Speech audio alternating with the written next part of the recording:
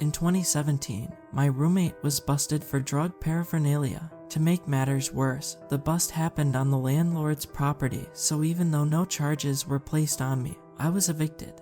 Money was already tight, so without my roommate's contribution to rent I would have had to move out anyway, but now I only had 3 days to find a place to stay. Living in a rural area, my options were limited.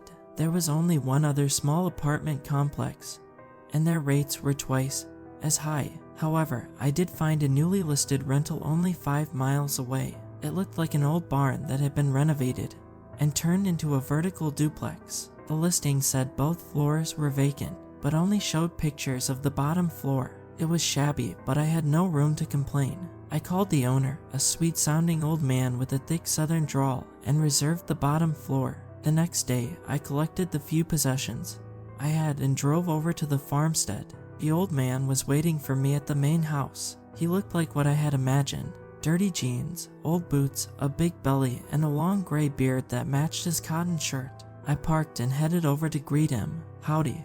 He nodded at me as I walked over to him. "Hello," I answered, forcing any ounce of charisma I could muster into my tone.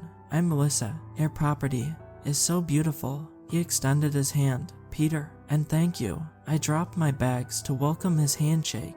"She's not what she used to be, but she's home." He knelt to grab my bags. "Oh, you don't need to do that. It's not that much," I told him, but he shook his head and picked them up anyway. "Where you're staying is around back," he said as he started to walk that way. "Sorry, but I don't have a driveway over to it yet. You're welcome to drive round and park in the grass if you'd like." There was no way my beater could drive through the tall grass. "That's alright, I don't mind walking." The duplex was less than 50 yards away from the main house, and there was a worn path through the tall grass to get there. It was vertically symmetrical with the windows in the same places for the first and second floor. The second floor window looked to not have any glass. It looked smaller than in the photos, but I was looking forward to the serenity of nighttime on a farm. He unlocked the front door and flipped the lights on. It smelled of hay, manure, and wood, something I would have to get used to. To my right, there was an old tube TV on a cabinet with a dusty recliner pointed at it. Behind that was the bathroom, and behind that was the bedroom. The kitchen was along the back wall. To my left was a ladder leading right up to a hatch in the ceiling. "What's that?" I asked Peter, pointing to the ladder. "That's the way upstairs for now. I'll be adding a door and steps upstairs to the back of the place eventually, just haven't gotten round to it." He dropped my bags in the center of the room. "Don't worry, no one else is living here yet, and I don't plan on renting the upstairs out until I've finished the other entrance." "That's okay," I said as I continued to look around the space. "Did you just turn this into a living space recently?" "Oh no," he answered. "My granddad turned this place from a barn into a house many years ago for some distant cousins. Twins, apparently. I didn't know any of them very well. I just inherited this place a couple years ago." "Oh, I'm sorry for your loss," I said, but he shook his head. "I wasn't very close to my folks after 18. He huffed. "I wasn't much into farming, but as I've gotten older, the more appealing it's been. My parents worked tirelessly to try and keep this farm as big and profitable as my granddad did, but they struggled. Since I had made a small farm of my own, I thought when I inherited this place that I could make it work, but I've struggled just like they did. That's why I'm renting out the place," he said as he shrugged. "I'm sure running a farm is incredibly difficult, especially by yourself."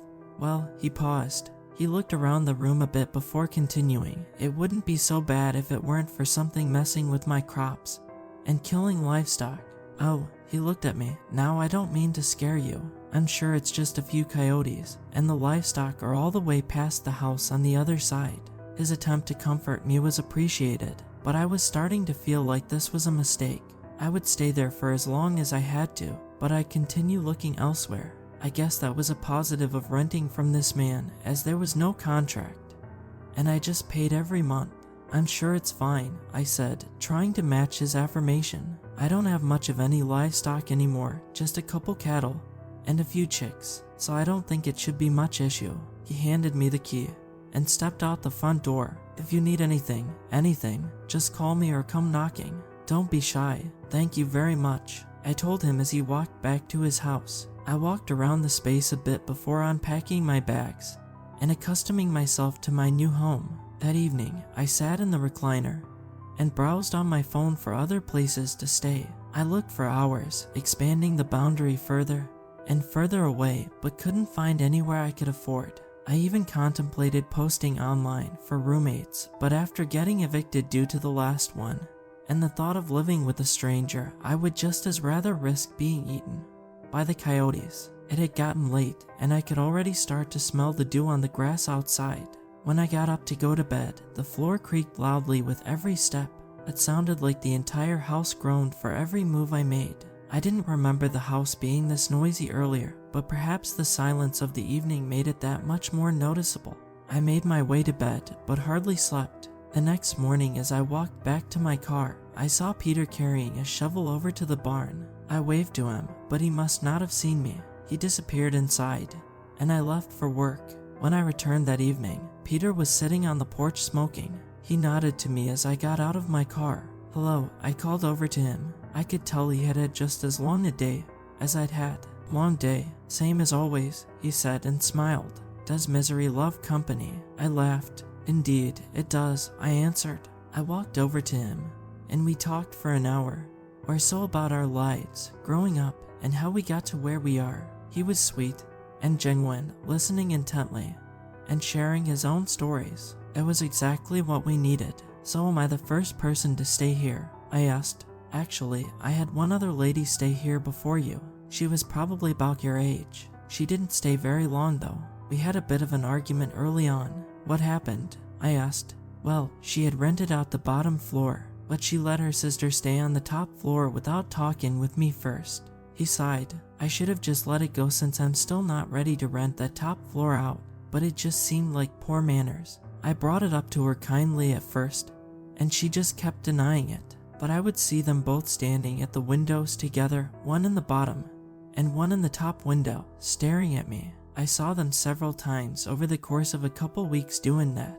He sighed again. "They were odd ones. That's definitely rude," I replied. "I don't blame you." He smiled at me. "Well, it's late. It's about time we go to bed." He got up and headed inside. "Good night," he called out as he closed the door behind him. "Good night," I answered as I walked around the house and back to the duplex. As I stepped inside, I noticed the loud creaking again. With each step, a squeak echoed around the house. It took me walking to the bedroom to notice that each creak under my feet sounded again right above me. I rocked back and forth to make sure I was hearing it right, and with each shift, the thud echoed upstairs. Was someone up there? I wondered. "Hello," I called out, but no one answered. Was the sister still living up there? I tiptoed over to the ladder, each squeak upstairs matching my steps. No, it must just be something with how this place was constructed, I assured myself. I stared up at the hatch, contemplating taking a peek. Maybe it's best I wait until morning. I sat in the recliner that night, staring at the ladder. I may have dozed off a time or two, but it was another night of poor sleep.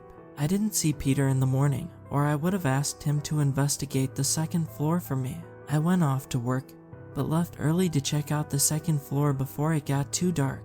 When I came back, Peter was back near the barn with a shovel covered in dirt and sweat. I waved at him again, but he didn't see me. When I got to the duplex, I stepped around a few times to see if the creaks were echoing upstairs, but they weren't anymore. I turned on my phone's flashlight and climbed the ladder. I found the light switch and flicked it on. The second floor was identical to the first floor. Everything was exactly the same except for the missing window pane in the front of the house, adjacent to the ladder. I crept over to the kitchen to see if there was anything to cover the window with, but all the drawers were empty. Then I noticed the bedroom door was closed. I tried to open it, but the door was locked. "Hello," I called out as I knocked on the bedroom door, but no response. If someone had been living on the second floor, they didn't have any belongings. The only way out that I wouldn't notice would be the open window, but there would be no way back in without a ladder. They might have been sneaking in and out midday while I was at work, but surely Peter would have seen an intruder.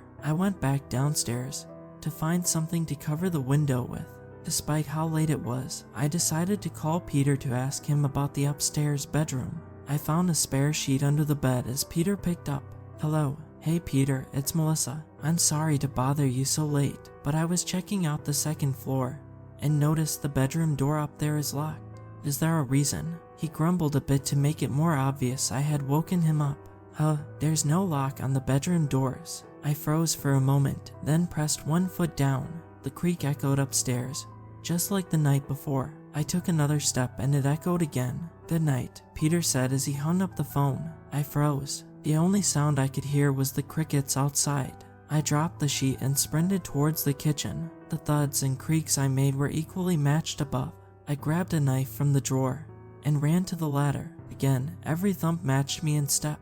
I climbed up and put my hand on the trapdoor, pausing for a moment to prepare myself before bursting through. There was no one. I rocked back and forth, listening to the creaks coming from below my feet and above my head. Then I stomped a couple of times, and it echoed loudly, but it still sounded like it was coming from above.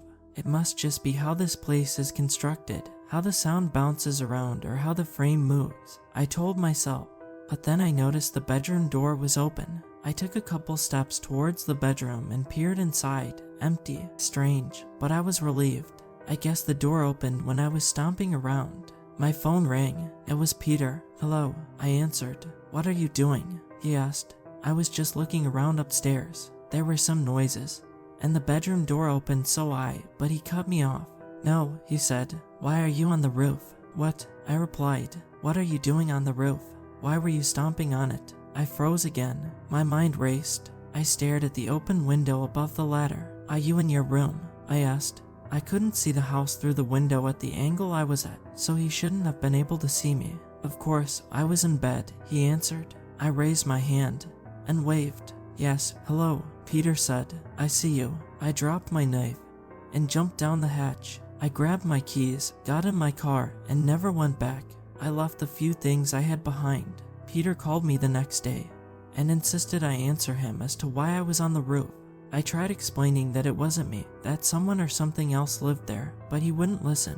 Before we got off the phone, he asked me why there were blood and feathers in the upstairs bedroom. "I don't know," I answered, "but I don't think you have coyotes. I don't think the woman who lived there before me had a sister, and I don't think your cousin had a twin."